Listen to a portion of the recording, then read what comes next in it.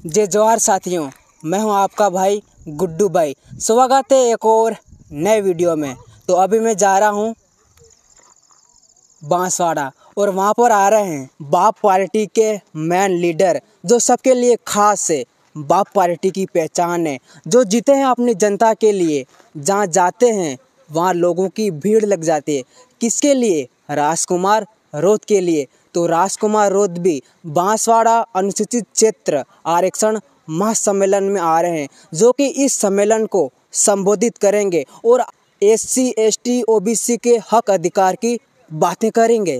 राजकुमार रोध के बाद हमारे जिले से थावरचंद डामोर और मांगू दादा, जो कि बांसवाड़ा अनुसूचित क्षेत्र आरक्षण महासम्मेलन में पहुंचेंगे और सबको संबोधित करेंगे। उसके बाद आसपुर से उमेश डामोर और बहुत सारे आदिवासी युवा नेता, जो कि बांसवाड़ा अनुसूचित क्षेत्र आरक्षण महासम्मेलन पर पहुंचेंगे और सबको संबोधित करेंगे। तो अब चलते हैं बांसवाड़ा।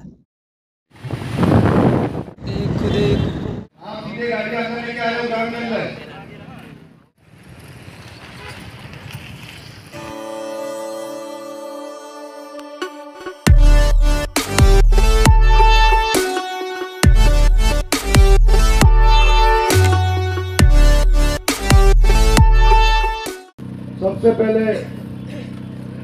मैं मेरे पुरखों को नमन करता हूं। साथ में इस आरक्षण महारैली में शामिल हुए मेरे नौजवान युवा साथियों, इज्जतदार माता बहनों और बुजुर्गों, आप सभी को मैं मेरी ओर से जोहार करता हूं। एक बार एक नारा लगा के शुरुआत करूं कि जय जोहार का नारा है भारत देश हमारा, जय जोहार का नारा है भारत देश हमारा, लड़ेंगे लड़ेंगे जीतेंगे। साथियों, आज आरक्षण महारैली की बात हो रही है। इस आरक्षण महारैली के अंदर हम लोग जो बारी बारी से अपने वक्ता आए थे वक्तव्य दे रहे थे। 5वीं अनुसूची 244 से इस सब के बारे में जानकारी दी जा रही थी। आरक्षण का मतलब हम हमारा हक मांग रहे हैं। हक हमारा सिर्फ नौकरी में आरक्षण की बात नहीं कर रहे हैं, जमीन के अंदर भी आरक्षण की बात कर रहे हैं, पानी के अंदर भी आरक्षण की बात कर रहे हैं। आरक्षण के अंदर इस इलाके के जितने भी बांध बने हुए हैं, इन बांधों का पानी दूसरे राज्यों में ले जाया जा रहा है। इन बांधों का पानी यदि हमारे इलाकों को मिलता है तो आज बहुत बड़ा पलायन गुजरात और मध्य प्रदेश के अंदर हो रहा है, हमारे राजस्थान के अंदर हो रहा है। यदि पानी मिलेगा तो खेती की सुविधा बेहतर होगी, और खेती की सुविधा बेहतर होगी तो रोजगार मिलेगा। एक आरक्षण, इसकी भी बात हो रही है। आरक्षण की बात आ रही है तो इस एरिया के अंदर, TSC एरिया के अंदर, राज्य प्रशासनिक सेवाओं के अंदर हमारे को 12% आरक्षण मिला हुआ है, जिसके अंदर 6.5% जनसंख्या इस ट्राइबल बेल्ट की है। और हमको इसमें पृथक आरक्षण नहीं मिला हुआ है, जिसकी बदौलत यहाँ बैठे तमाम लोग जो बेरोजगार युवा हैं उनके अधिकारों पर चोट होती है।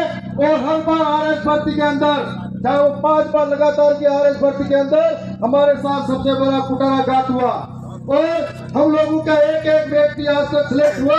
यदि आरक्षण के हिसाब से होता, हम लोगों की नौकरियां कोई और नहीं खाता, तो हमारे 100 लोग कलेक्टर बनते, PM बनते, SDM बनते, थानेदार बनते, तहसीलदार बनते। तो इसकी पैरवी नहीं हो पाई। और साथ ही आज नौजवानों के साथ में सबसे बड़ी मांग है, यहाँ से जितनी भी भर्ती होती है, हम लोग आर्थिक रूप से कमजोर है, इतने सक्षम नहीं है कि जो अमीरों के बच्चे उनसे मुकाबला कर पाए। हमारे सामने सुबह उठ के घर का काम संभालते हैं, फिर तैयारी करते हैं, स्कूल जाते हैं, और कंपटीशन के अंदर हम लोग इतने मुकाबला बड़े लोगों से नहीं कर पाते हैं। तब हमारे सामने क्राइटेरिया लगा दिया जाता है, इस भर्ती के अंदर 35% आरक्षण का प्रावधान होगा। और 35% आरक्षण के अंदर जिस दिन से क्राइटेरिया लगाया, उस दिन से कई सारे भर्ती के अंदर पद खाली पड़े हुए हैं। हमारे नौजवानों के लिए इस बात को कल बोलने के लिए तैयार नहीं है, क्योंकि उन लोगों को डर लगता है इस बात को बोलेंगे तो हमारी टिकट कटेगी।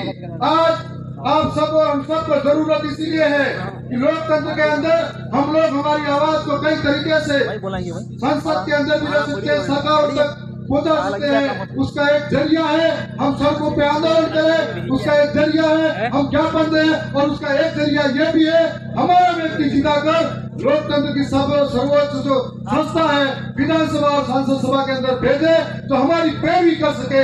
लेकिन आज तक ऐसा हुआ नहीं। जो लोग यहाँ से जीत कर गए खुद मालामाल हो गए। जब E&D का भय आया तब वो मालामाल दूसरी तरफ चले गए, भ्रष्टाचारी जो लोग पार्टी में शामिल होने लग गए। और आज जो भ्रष्टाचारी जो लोग पार्टी है, जब कोई विपक्ष में होता है तो उनको ये कहा जाता है ये भ्रष्ट है, जब उनकी पार्टी में शामिल हो जाता है तो वॉशिंग पाउडर में धुला हुआ हो जाता है। इसलिए ये लोकतंत्र है, इसमें हम जैसे नौजवानों की जिम्मेदारी है कि हमको ये बात समझनी पड़ेगी। इस राजस्थान के अंदर, दक्षिणी राजस्थान के अंदर कांग्रेस की सरकार में 2 लोग मंत्री रहे थे और इन मंत्री के रहते हुए हजारों करोड़ों का घोटाला हुआ। इस घोटाले को छिपाने के लिए डर के मारे दूसरी तरफ घुसे हैं। ऐसे लोगों को सबक सिखाने का वक्त आ गया है। ये हमारा पैसा था, हमारी जनता का था, जिसके माध्यम से हमारे साथ ये सब कुछ हुआ है। आज राजस्थान की विधानसभा के अंदर हम लोग 3 गए थे, आने वाले समय में हम लोग 4 होने वाले हैं। और एक हमारी स्वतंत्र आवाज जो बेबाक तरीके से कभी राजस्थान के विधानसभा में खुल जा करती थी, आप सब कमर कस लोग तैयार हो जाओ। आने वाले समय में दिल्ली दूर नहीं है, वहां पर कुछ पहुंचाना है और दिल्ली के माध्यम से पूरे देश के आदिवासियों की आवाज बढ़ाने जाना है। और मुझे पूरा भरोसा और विश्वास है हम ऐसे वीरों के वंशज करके दिखाएंगे।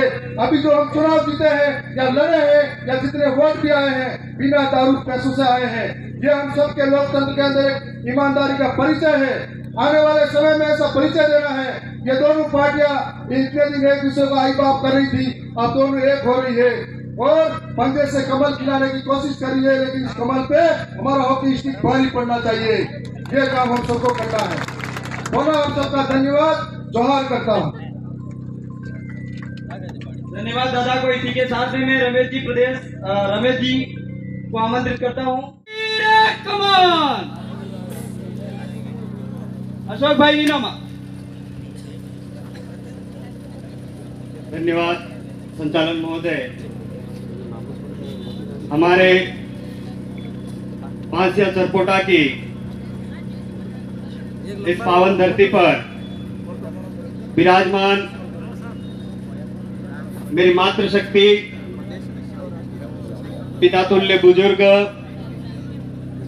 और मेरे युवा साथी और साथ ही साथ मेरे साथ विधानसभा चुनाव के प्रत्याशी रहे तमाम भाइयों को मैं मेरी तरफ से और मेरी विधानसभा क्षेत्र की जनता की तरफ से आप सभी को हार्दिक जोहार करता हूं। आज हमने बांसवाड़ा में अनुसूचित क्षेत्र आरक्षण महासम्मेलन का आयोजन किया और सबसे बड़ी खुशी की बात यह है कि हमने इतना बड़ा पहली बार अनुसूचित क्षेत्र में आरक्षण का जो ये कार्यक्रम किया और इसमें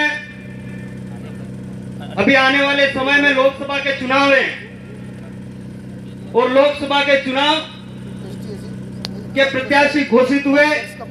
भाई श्री राजकुमार जी रोज साहब भी हमारे बीच में आए और उन्होंने माला पहनी। तो इससे यह साबित हो गया कि हमारे इन पुरखों ने जो अंग्रेजों से लड़ाइयां लड़ी और अंग्रेजों से लड़ाइयां लड़ने के बाद में हमारे पुरखों ने हमें जो आरक्षण व्यवस्था दी, हमें जो हक अधिकार दिए, उन हक अधिकारों की सुरक्षा के लिए हमने भारत आदिवासी पार्टी का निर्माण किया और हमने 4 एमएलए हमने विधानसभा में भेजे। साथियों, अभी मेरे पूर्व वक्ताओं ने बोला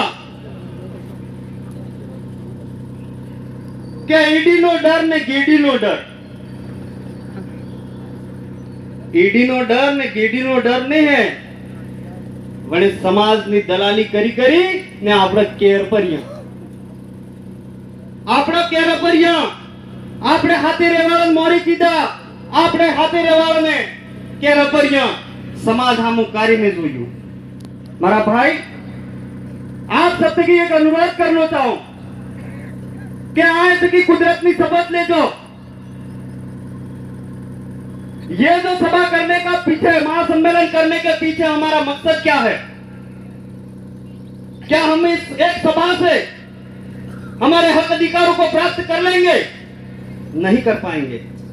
क्या हम इस तरह से बार बार सभा करते रहेंगे? क्या हमारे हक अधिकार प्राप्त कर लेंगे? नहीं कर पाएंगे।